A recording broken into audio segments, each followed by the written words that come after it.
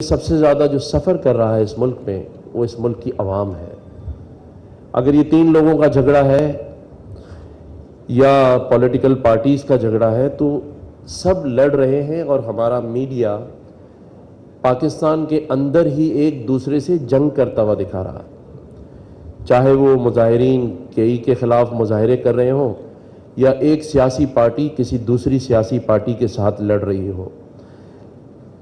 आज की ये जनरेशन और आने वाली जनरेशन सिर्फ इस टीवी पर बैठकर एक दूसरे को लड़ता देख रही है और हमारा कोई भी पड़ोसी ममालिक या तरक्की पजीर ममालिक सिर्फ ये देख रहा है कि ये कैसी एक कौम है जो अपने ही लोगों के साथ जंग कर रही है और एक दूसरे को इल्ज़ाम तराशी कर रही है। तो चलें पहले हम इससे स्टार्ट कर लें कि अगर आज यहाँ सारे इंडस्ट्रियलिस्ट बैठे हैं तो चलें सब दिल पर हाथ रख के कहें कि क्या सब मिलकर इस वतन के लिए कुछ कर रहे हैं?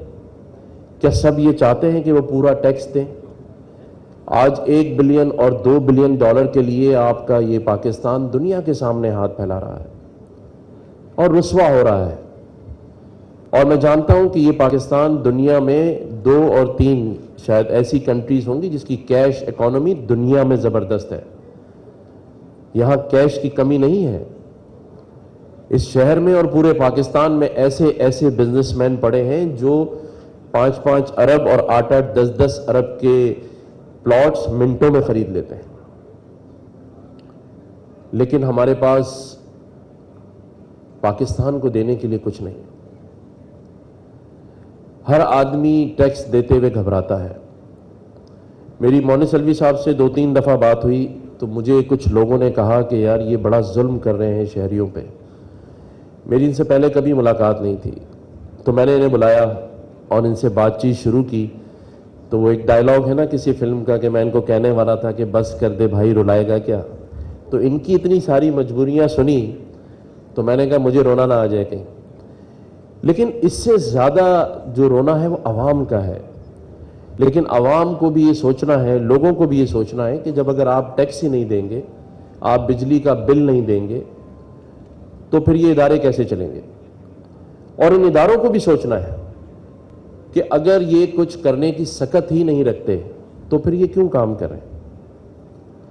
मैं समझता हूं सबसे ज्यादा जो कसूरवार है वो रियासत है, वरना किसी की कोई मजाल ही नहीं कि वो अपनी सही सिमत पे ना चल सके।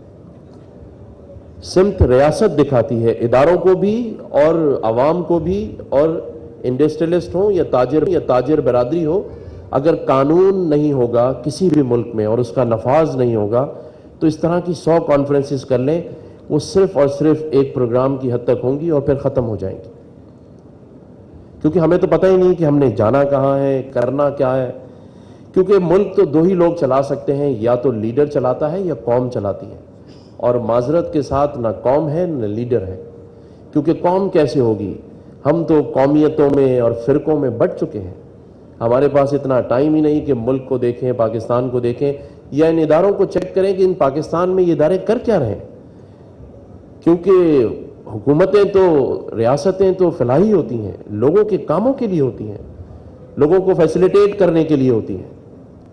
लेकिन चीज़ें कौन ठीक करेगा, सवाल ये है। 75 साल मुल्की मसाइल के हल के लिए सबको मिलकर काम करना होगा। हमें 1 अरब डॉलर के लिए नाक रगड़ना पड़ रही है। Governor Sindh Kamran Tessori national policy dialogue से खिताब कर रहे थे, जिसका कुछ हिस्सा आपने मुलाहिजा किया है।